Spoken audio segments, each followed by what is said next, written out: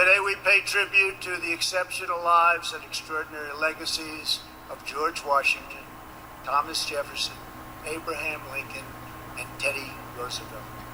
This is Catania Alvin sharing with you some of Trump's speech yesterday.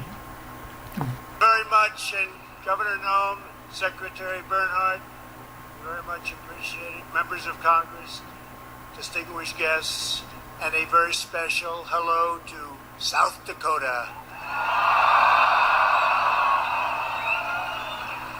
As we begin this 4th of July weekend, the First Lady and I would wish each and every one of you a very, very happy Independence Day. Thank you.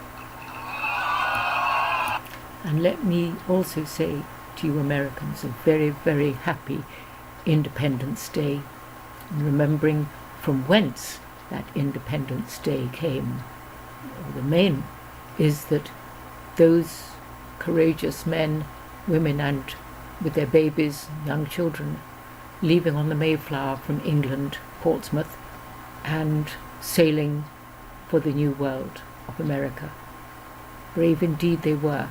Let us show our appreciation to the South Dakota Army and Air National Guard and the U.S. Air Force for inspiring us with that magnificent display of American air power. And of course, our gratitude, as always, to the legendary and very talented Blue Angels. Thank you very much. Let us also send our deepest thanks to our wonderful veterans, law enforcement, first responders, and the doctors, nurses, and scientists working tirelessly to kill the virus. They are working hard. I want to thank them very, very much. We're grateful as well to your state's congressional delegation, Senator John Thune. John, thank you very much. Senator Mike Rounds. Thank you, Mike. And Dusty Johnson, Congressman. Hi, Dusty. Thank you. And all others with us tonight from Congress, thank you very much for coming. We appreciate it. There could be no better place to celebrate America's independence than beneath this magnificent, incredible, majestic mountain monument to the greatest Americans who have ever lived. Today we pay tribute to the exceptional lives and extraordinary legacies of George Washington, Thomas Jefferson, Abraham Lincoln, and Teddy Roosevelt.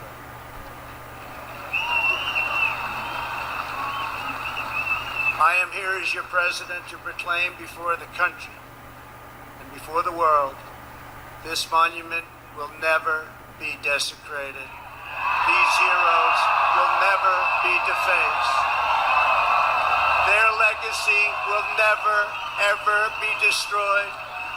Their achievements will never be forgotten. And Mount Rushmore will stand forever as an eternal tribute to our forefathers and to our freedom.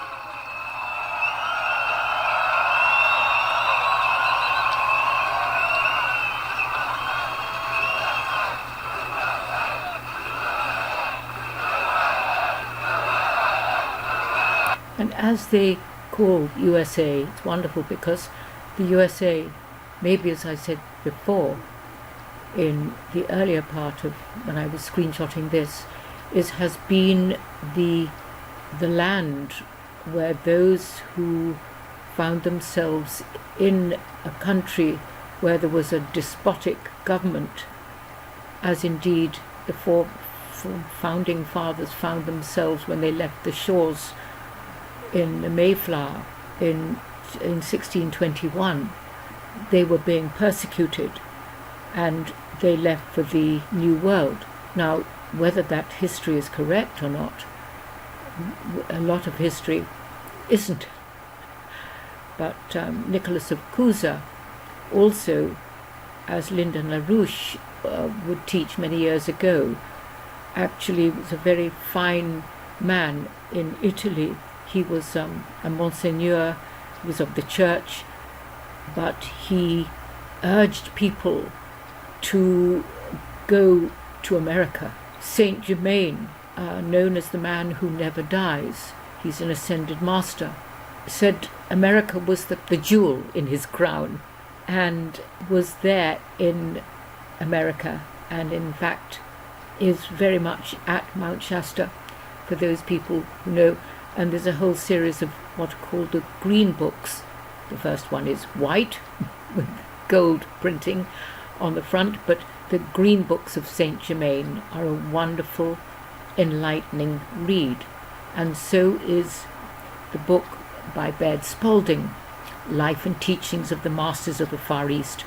So as we move into these times when President Trump is on this 3rd of July, moving into the 4th of July that the fireworks will take us, and I watched it yesterday and videoed it, but it didn't save for some reason, and is really a setting place for reminding us of the greatness of America, because it has been the land where those who fled from persecution, whether it was from Ireland, whether it was from England, whether it was from other areas in the world, the mix of people in America is the source, invariably is the same. Now, there's been persecution to all countrymen of different nationalities, and I think with President Trump we have someone who acknowledges the value and the sanctity of life and the importance to be able to fulfill that life in the way that God gave the talents and capabilities within that particular personality. You can bring it down to science and DNA, or you can actually leave it just on a spiritual level, or you can mix the two. But divine beings we are, and our thought creates our reality. And the more we realize that, the more we realign ourselves to that, the better, the quicker this wonderful, magnificent planet will ascend into the fifth dimension. In other words, being aware, being conscious of who we are. We gather tonight to herald the most important day in the history of nations, July 4th, 1776. At those words, every American heart should swell with pride. Every American family should cheer with delight, and every American patriot should be filled with joy, because each of you lives in the most magnificent country in the history of the world, and it will soon be greater than ever before. And indeed, I've just got some information up about the Boston Tea Party. The Tea Act of 1773 and the subsequent Boston Tea Party arose from two issues confronting the British Empire. In 1775, first, the financial problem of the British East Indian Company, and second, an ongoing dispute about the extent of Parliament's authority over the British American colonies without seating any elected representative.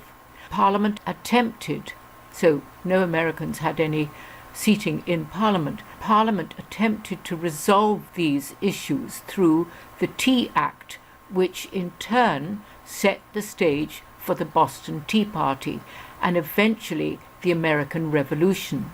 The background of tea trade is 1767.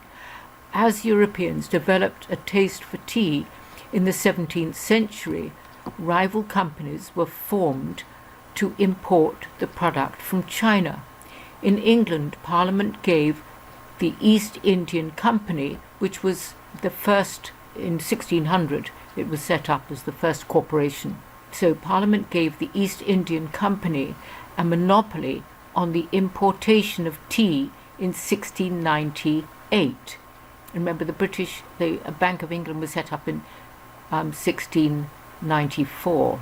When tea became popular in the British colonies, Parliament sought to eliminate foreign competition by passing an act in 1721 that required colonists to import their tea only from Great Britain. The East Indian Company did not export tea to the colonies by law. The company was required to sell its tea wholesale at the auctions in England. British firms bought this tea and exported it to the colonies, where they resold it to merchants in Boston, New York, Philadelphia, and Charleston. Until 1767, the East Indian Company paid a tax of about 25% on tea that it imported into Great Britain. Parliament laid additional taxes on tea sold for consumption in Britain. In response to the colonial protest over the Townshend Act, Parliament repealed the majority of the Townshend taxes.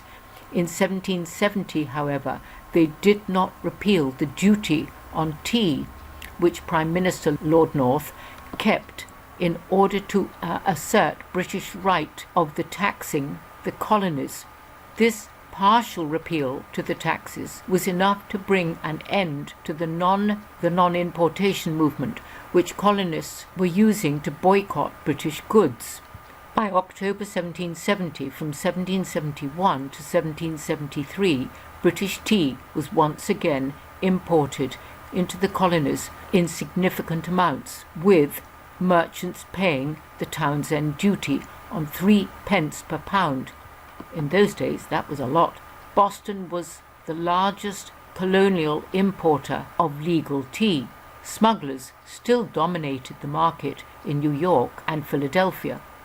So here we go into the Tea Act of 1773.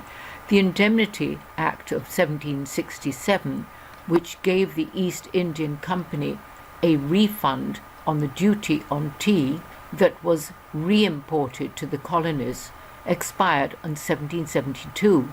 Parliament passed a new act in 1772 that reduced this refund, effectively leaving a 10% duty on tea import into Britain.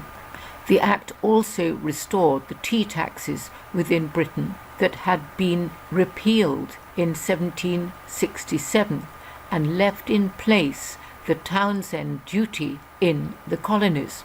With this new tax burden driving up the prices of British tea, sales plummeted. The company continued to import tea into Great Britain, however, amassing a huge surplus of product that no one would buy. For these and other reasons, by late 1772, the East Indian Company, once a British most important commercial institution, was in a serious financial crisis. Eliminating some of the taxes was one obvious solution in the crisis to do. Here we see one of the clippers I put there.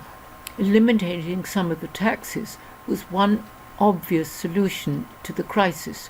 The East Indian Company initially sought to have the Townshend duty repealed, but the North Ministry, in other words, Prime Minister North's ministry, was unwilling because such an action might be interpreted as a retreat from Parliament's position that it had the right to tax the colonies. More importantly, the tax collected from the Townshend duty was issued to pay the salaries of some British colonial governors and judges. Another possible solution for reducing the growing mound of tea in the East Indian Company warehouses was to sell it cheaply in Europe.